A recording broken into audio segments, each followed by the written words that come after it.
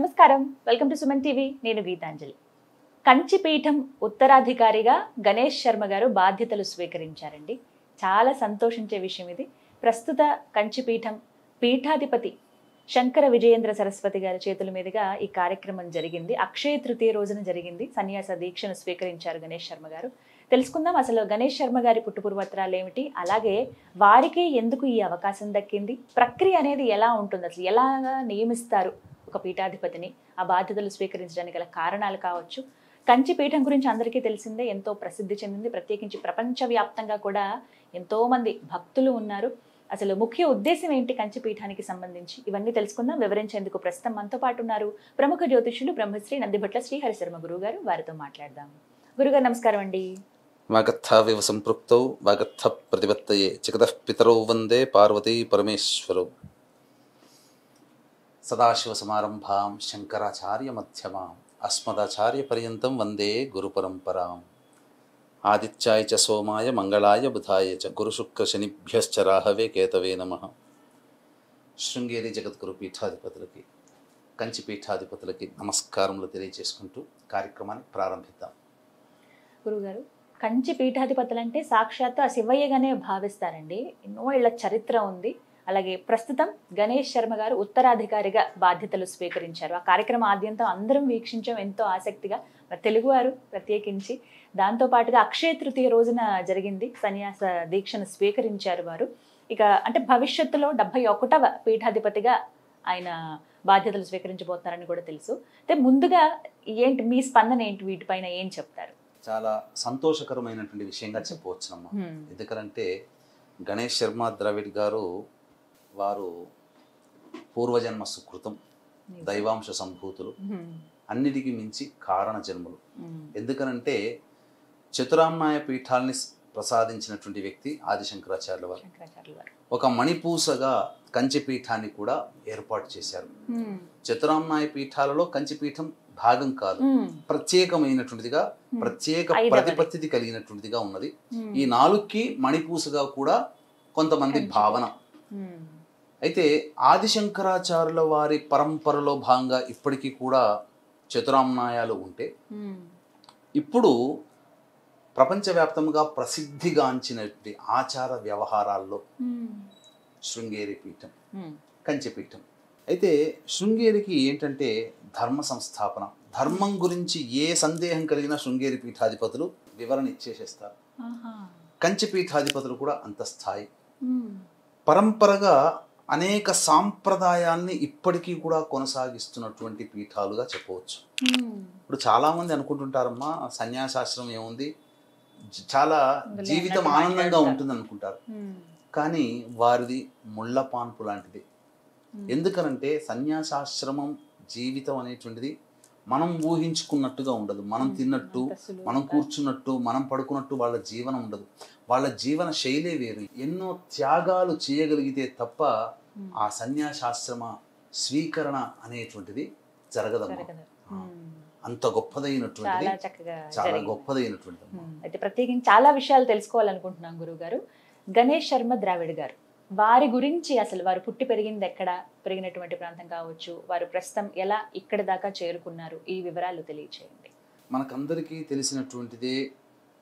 అందరూ కూడా ప్రతి ఇంట్లో వివాహమైన దారభ్యత కావచ్చు, ఎప్పుడు ఏ కోరిక కలిగినా చేసుకునేటువంటి పుణ్య కార్యక్రమం సత్యనారాయణ స్వామి వ్రతం ఈ కలియుగంలో.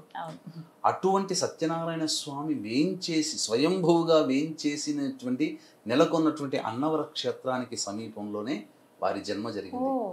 వారి తండ్రి ధన్వంతరి గారు, మంగాదేవి గారు తల్లి యొక్క ఏకైక పుత్ర సంతానముగా వారు జన్మించడం జరిగింది. ధన్వంతరి గారు అన్నవర క్షేత్రంలో పౌరోహిత్య బాధ్యతలుగా నిర్వహిస్తున్నారు. అది వారి పూర్వజన్మ, తల్లిదండ్రుల యొక్క పూర్వజన్మ సుకృతం. ఎందుకంటే ఇప్పుడు ఒక వనం ఉంటుందమ్మా, తోట ఉంటుంది. ఆ తోటలో పుష్పించిన పుష్పాలు కానీ, ఫలించినటువంటి పండ్లు కానీ, అవన్నీ మనలాంటి వాళ్ళకి ఉపయోగపడితే అది ఒక రకం. కానీ కేవలం తిరుపతి క్షేత్రము, శ్రీశైల క్షేత్రము, కాశీ క్షేత్రంలో పూజింపబడడానికి కోసమే పెట్టినటువంటి వనము కానీ, పూజింపబడడం కోసమే పెట్టినటువంటి తోటలో కానీ వచ్చిన పండ్లు ఆ దేవుడికి సమర్పిస్తే ఆ పుష్పములు ఎంత పుణ్యం చేసుకుని ఉంటాయి, పుణ్యమే అది, ఆ ఫలములు ఎంత పుణ్యం చేసుకుని ఉంటే ఆ స్వామికి నివేదనగా మారుతాయి. అటువంటి జీవితాలలో కొంతమందికి మాత్రమే అత్యంత అరుదుగా వాళ్ళ యొక్క గర్భంలో కారణ జన్మలు జన్మించడం అనేది తల్లిదండ్రుల యొక్క పూర్వజన్మ సుకృతం. అటువంటి గొప్పదైనటువంటి ఆత్మ వాళ్ళ బీజము తద్వారా గర్భంలో చేరడము. అటువంటి వ్యక్తి అంటే ఈ గణేష్ శర్మ గారి యొక్క పూర్వజన్మలో ఏదో బలీయమైనటువంటి ధర్మ సంస్థాపన అనుకొని ఉండుంటారు. ఆ అనుకొని ఉన్నటువంటి కారణం చేత తనువు చాలించిన తర్వాత మళ్ళీ ఆ కారణాన్ని వెతుక్కొని ఆ కారణభూతుడై జన్మించడానికి ఆ తల్లిదండ్రుల యొక్క గర్భాన్ని ఆశ్రయించడం, తద్వారా పెరిగి పెద్దవాడు. ఎందుకనంటే పీఠాధిపతి బాధ్యతలు స్వీకరించడం అంటే సాధారణమైనటువంటి విషయం కాదమ్మా. ఎందుకంటే బ్రహ్మ ముహూర్త కాలంలో లేచిన దగ్గర నుంచి రాత్రి పడుకునేంత వరకు కూడా సదా ధర్మాచరణ వ్యవస్థలో ఉండాల్సిందే. ధర్మం కోసం పాటుపడాలి, ధర్మ రక్షణ కోసం పాటుపడాలి, ఆచార పీఠ సాంప్రదాయాన్ని కాపాడాలి. ఏదో మామూలుగా సన్యాసాశ్రమంగా ఏదో కొన్ని బట్టలు కట్టుకొని దండం పట్టుకొని కూర్చోరమ్మా. వాళ్ళ విధి విధానాలు, వాళ్ళ జీవితం చూస్తే ఇంత కఠినమైనటువంటి జీవితాన్న వీళ్ళు గడుపుతున్నది, ఇంత ఈ స్థితి, అమ్మో బాబోయ్ అని చెప్పి మనలాంటి వాళ్ళైతే పారిపోతాం. అటువంటి సరిగ్గా పిల్లల్ని తల్లిదండ్రులు పెరిగిన తర్వాత హాస్టల్లో వేస్తే హాస్టల్లో ఉన్న పిల్లలు ఎంతమంది తల్లిదండ్రుల దగ్గరికి రాలేదమ్మా. అటువంటిది ఒక తల్లి గర్భంలో జన్మించి తండ్రి పర్యవేక్షణలో పెరిగి పెద్దవాడై ఆ చుట్టుపక్కల అన్ని అనుబంధాలు ఏర్పడి బంధువులందరినీ ఏర్పడి జ్ఞానం వచ్చిన తర్వాత కూడా బంధుత్వాన్ని ప్రేమించి ఒకానొక దశలో, యవ్వన దశలో లేదా చిన్న దశలోనైనా కానీ వాటన్నిటినీ త్యజించడం అనేటువంటిది సాధారణ, ఎంతో స్థితప్రజ్ఞత కావాలి. అంతకు మించి వారి జీవితము గొప్పదైనటువంటిది. అంటే మనకు అంది వచ్చినటువంటి వారి జన్మ తేదీ సమాచారం ప్రకారం వారు మోక్షకారకుడైనటువంటి కేతు గ్రహ నక్షత్రాల్లో ఒక నక్షత్రంలో జన్మించారు. ఎందుకంటే వాళ్ళ జన్మ సంబంధించినటువంటి వివరాలని మనం బయట ప్రసార మాధ్యమంగా పెట్టకూడదనే ఉద్దేశంతోనే చెప్తున్నాను. మోక్షకారకుడైనటువంటి కేతువు, ఆ కేతువు యొక్క ఒక నక్షత్రంలో వారు జన్మించారు. అలాగే సదాచారానికి పెద్దపీట వేసేటువంటి యొక్క నవగ్రహాల్లో జీవకారకుడి యొక్క రాశిలో జన్మించారు. అంతకు మించి జాతక ప్రకారం చూసుకున్నట్లయితే ఇప్పుడు చాలా మంది ఆదిశంకరాచార్యుడికే ముడి పెడుతున్నారు. ఎందుకంటే ఈ 71 కంచి పీఠాధిపతిని ఆదిశంకరాచార్యుడికి ఎందుకు ముడి పెడుతున్నారు వారి జన్మకు అనంటే, ఇక్కడ గమనించాల్సింది ఏంటనంటే ఈ సంబంధించినటువంటి ఆదిశంకరాచార్యుల వారు కాలసర్ప యోగంలో జన్మించారు. ఈ 71 ఉత్తర పీఠాధిపతి, కంచి పీఠాధిపతి ఉత్తరాధికారి వారు కూడా కాలసర్ప యోగంలోనే జన్మించారు. వారు రాహు నక్షత్రం అయితే ఆదిశంకరాచార్యుల వారు వీరు కేతు నక్షత్రంలో జన్మించారు. ఇది ఒకటి సాధారణంగా. తర్వాత ఈ సంబంధించినటువంటి విధానాల్లో వేదాధ్యయనం సుస్పష్టముగా చేయాలి. మొట్టమొదలు వేదాన్ని నేర్చుకోవాలి. చిన్నతనంలోనే వేదాన్ని నేర్చుకున్నారు. తర్వాత షట్ శాస్త్రాలలో కూడా ప్రావీణ్యాన్ని సంపాదించాలి. సంస్కృతంలో మొత్తం పూర్తిగా చదవడం, అర్థం చేసుకోవడం, మాట్లాడడం అన్నీ కూడా రావాలి. అన్నిటికంటే మించి ఈ యొక్క సంస్కృతము, మీమాంసము, తర్కము ఇట్లాంటి షట్శాస్త్రాలు, అంతే విధంగా పలు భాషల్లో కూడా శిక్షణ తీసుకోవాలి. ఇంకా నియమాలు అనేటువంటివి కనుక చూసుకున్నట్లయితే మంత్రశాస్త్రంలో కూడా ప్రావీణ్యత సంపాదించుకోవాలి. ఎందుకనంటే పీఠాధిపతిగా ఉన్నప్పుడు అనేకమైనటువంటి సంబంధించినటువంటి కార్యక్రమాలు ఉంటాయి. ఆ కార్యక్రమాల్లో కొంతవరకు ప్రవేశం అనేటువంటిది జరగాలి. గురుగారు, అసలు ప్రక్రియ ఎలా ఉంటుందండి? బాధ్యతలను స్వీకరించారని తెలుసు, అంటే ఎంపిక చేయటం అంటూ ఉంటుందా? ఎలా అసలు ఎంపిక చేస్తారు? వీటికంటూ కొన్ని నియమాలు ఉంటాయా? వీటి గురించి వివరించండి. ఎంపిక విషయంలో చూసేసరికినమ్మా ముఖ్యంగా వేదాధ్యయనం అనేటువంటిది జరగాలి. ఈ సంబంధించినటువంటి ఉత్తరాధికారిగా ఉన్నప్పుడు ముఖ్యంగా వేదాధ్యయనం, షట్ శాస్త్రాల్లో ప్రావీణ్యత, అలాగే సంస్కృతంలో భాషా ప్రవీణత అంటే పలకడము, చదవడము, రాయడము అన్నీ కూడా ఈ సంస్కృతం వీటన్నిటిలో కూడా ప్రావీణ్యత అనేటువంటిది సంపాదించుకోవాలి. అన్నిటికంటే మించి వీరి జాతక చక్రాన్ని పరిశీలన చేస్తారు. కేవలం ఏదో చాలామంది ఏమనుకుంటున్నారంటే ఒక రకంగా మనం అదృష్టవంతులం, మన తెలుగు వాళ్ళకే పట్టిందా అన్నట్టుగా ఉంటుంది. ఎందుకంటే ప్రస్తుతం ఉన్నటువంటి శృంగేరి పీఠాధిపతి మన తెలుగువారు, నరసరావుపేట వాస్తవ్యులు. అలాగే ఉత్తరాధికారిగా నియమబడినటువంటి విధుశేఖర భారతీ స్వామి వారు మన తెలుగువారు, హైదరాబాద్ ప్రాంతానికి సంబంధించినటువంటిది.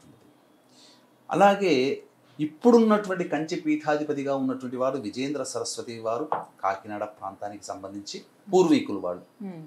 అలాగే ఇప్పుడు కంచి పీఠానికి ఉత్తరాధికారిగా నియమితులైనటువంటి వాళ్ళు కూడా ఆ స్వామి వారు కూడా గణేష్ శర్మ గారు కూడా అన్నవర ప్రాంతం అంటే మకుటాయమానముగా ఉన్నటువంటి ధర్మపీఠము, ఈ శృంగేరి పీఠము, మణిపూస లాంటిది కంచి పీఠానికి పీఠాధిపతులు, ఉత్తరాధికారులు కూడా తెలుగువారు అవ్వడం ఇది ప్రధానం. ఇక వాళ్ళు దైవాంశ సంభూతులు ఎందుకో నేను మీకు తర్వాత చెప్తాను. జాతక చక్రంలో ప్రధానంగా చూసినప్పుడు ధర్మ కార్యాచరణ చెయ్యగలిగేటువంటి జాతకమా కాదా, ధర్మ భ్రష్టుత్వము జరుగుతుందా భవిష్యత్తులో అని కూలంకషంగా మొట్టమొదలు చూస్తారు. తరువాత సన్యాస దీక్ష తీసుకునేటప్పుడు బ్రహ్మచర్య వ్రతం అనేటువంటిది ఉండాలి. వారి జీవితంలో వివాహ యోగ్యత ఉండకూడదు, ఇది ప్రధానం, ఇది గమనించుకోవాలి. ఇక తదనంతరం ఏకసంథాగ్రహి మంత్రస్థానము చాలా బలంగా ఉందా లేదా చూస్తారు. పూర్వపుణ్యస్థానము బలంగా ఉందా లేదా చూస్తారు. అన్నిటికంటే మించి ఎక్కువ కాలము పీఠాధిపతిని బాధ్యతగా నిర్వహించగలుగుతారా, దక్షత, ధర్మ కార్యాచరణ ఇవి ఉన్నాయా లేవా అని చూస్తారు. ఇటువంటి జాతకాల్లో చంద్ర లగ్నాత్తు గనక చూసుకుంటే వీరికి వివాహ యోగ్యత లేదు. ఎందుకంటే వివాహ స్థానాధిపతికి వివాహం 7 అయితే వద్దు అని చెప్పేటువంటిది 6వ స్థానం. అట్టి 6వ స్థానాధిపతి వివాహ స్థానాధిపతి కలిసి ఉన్నారు. పైగా ఇక్కడ జాతకంలో ఏంటంటే వింశాంశ అనేటువంటిది చూస్తారు. ఇది ప్రధానంగా ఇందులో చూస్తే భోగకారకుడైనటువంటి శుక్రుడు బలహీనపడ్డాడు. ఎప్పుడైతే భోగకారకుడైనటువంటి శుక్రుడు బలహీనపడతాడో చతుర్వింశాంశ అని అంటుంటారు.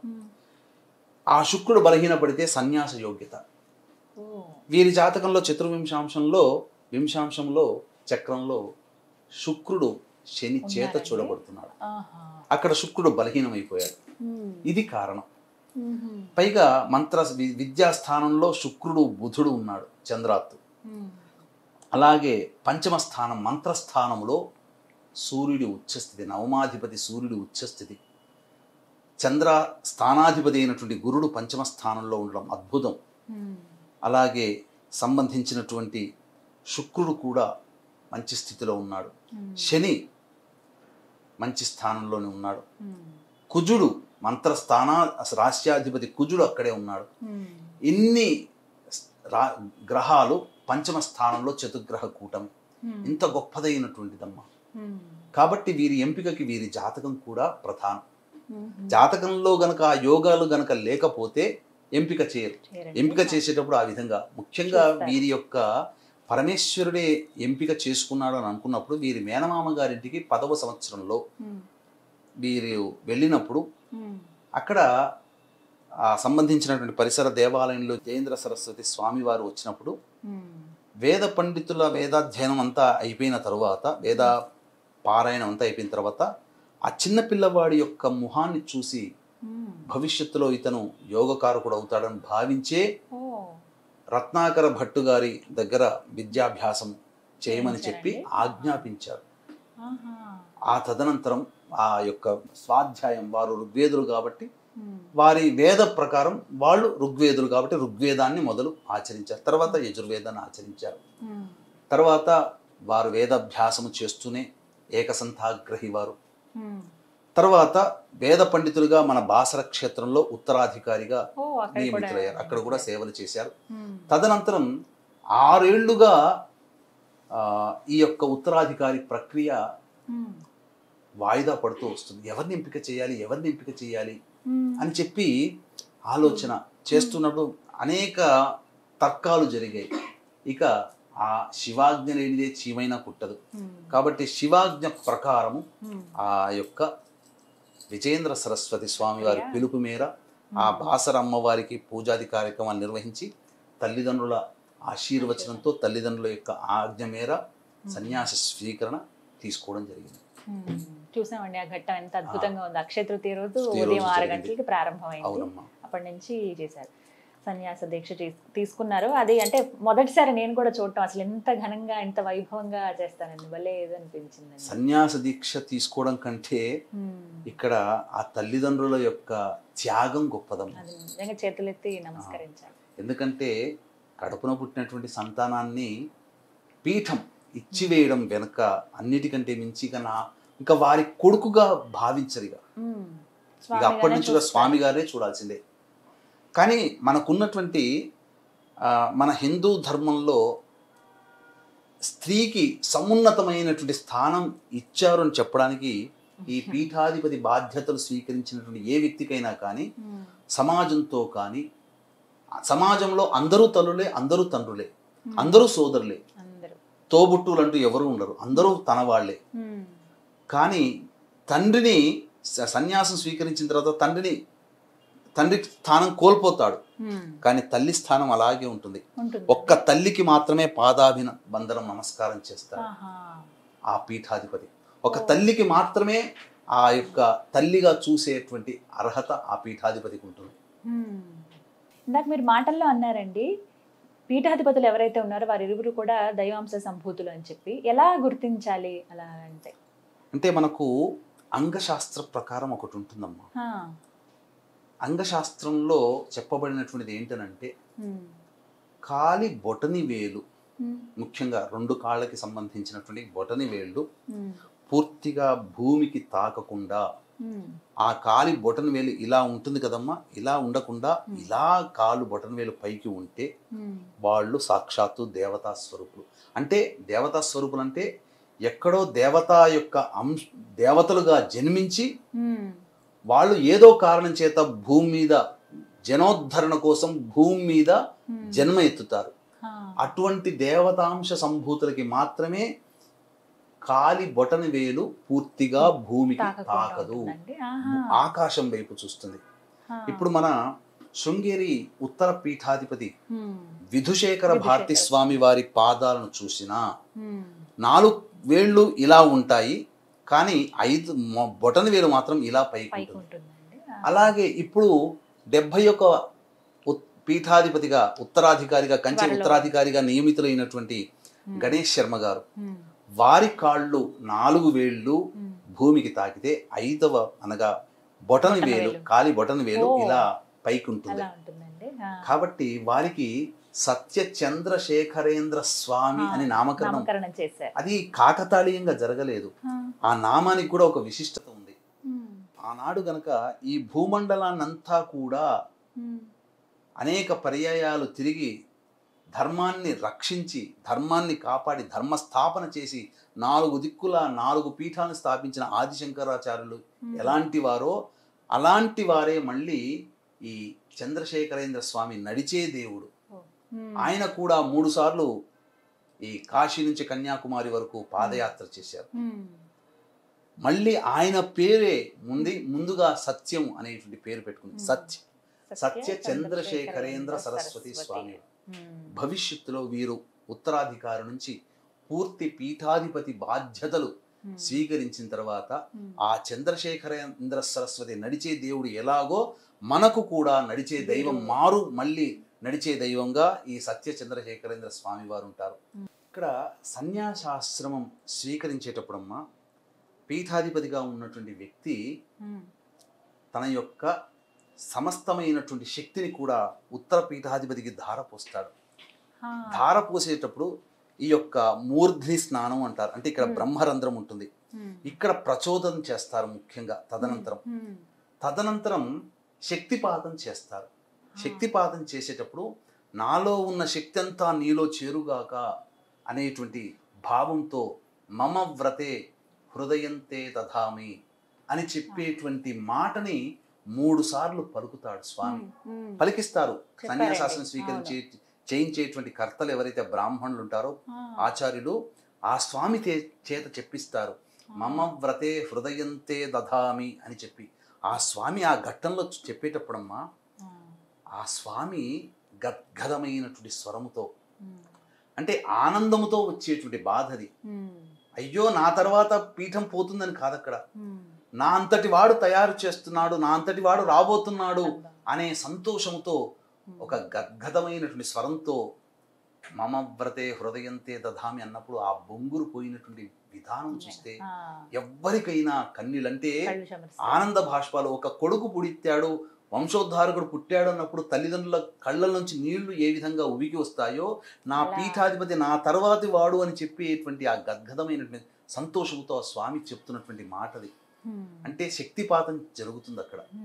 కాబట్టి మీరు చూశారంటే మామూలుగా జరిగినటువంటి రోజుల్లో ఆయన ఫోటోలు చూసిన తర్వాత సన్యాసాశ్రమం స్వీకరించి మంగళ స్నానం ఆచరించి సన్యాసాశ్రమం స్వీకరించి శక్తిపాతము జరిగిన తర్వాత పీఠాధిపతిగా నియమితులైన తర్వాత వారి మొహంలో ఉన్నటువంటి వర్చస్సును చూడండి, పూర్తిగా భిన్నంగా కనిపించింది. చాలా అద్భుతంగా దేదీప్యమానంగా ఒక శక్తి కేంద్రం, ఒక వెలుగు వారి ముఖంలో ఉంది. ముఖ్యంగా అన్నిటికంటే ప్రధానంగా పీఠాధిపత్యం ఉన్నటువంటి వాళ్ళకి ప్రేమ ఉండాలి. ఆ స్వామి వారు కూడా చిరునవ్వుతో అందరినీ పలకరిస్తూ ఉన్నటువంటి విధానం చూస్తే ఎంతో సంతోషం. మన తెలుగు వారు అవ్వడం ఇది కాకతాళీయమే తప్ప అదృష్టం కానీ కాకతాళీయం అదృష్టమే మన తెలుగు వాళ్ళు అవ్వడం అనేటువంటి. కానీ పీఠాధిపతులకి భాషా భేదం అని ఏమీ ఉండదు, అందరూ సమానమే. కన్నడ వాళ్ళు పోయినా, తమిళ వాళ్ళు పోయినా, తెలుగు వాడు పోయినా, మరాఠీ వాడు పోయినా, ఎవరు పోయినా వాళ్ళు సమానంగానే చూస్తారు. కానీ మన అదృష్టం గొప్ప వాళ్ళు అవ్వడం అనేటువంటిది అది ఎంతో పూర్వజన్మ సుకృతం. కానీ ఒక్క మాట అడగాలనుకున్నాను గురువుగారు, ఆది శంకరాచార్యులు వారు అసలు ఈ పీఠాలు స్థాపించడానికి ప్రధాన కారణం ఏంటి ఒకటి, దాంతో పాటుగా అసలు ఏం చేస్తారు, వీళ్ళ కార్యాచరణ ఏంటి, వీళ్ళ సంకల్పం ఏమిటి, అసలు ఎలా ఉంటుంది? కార్యాచరణ అనేటువంటిది చూసుకున్నట్లయితే ముఖ్యంగా ధర్మస్థాపన.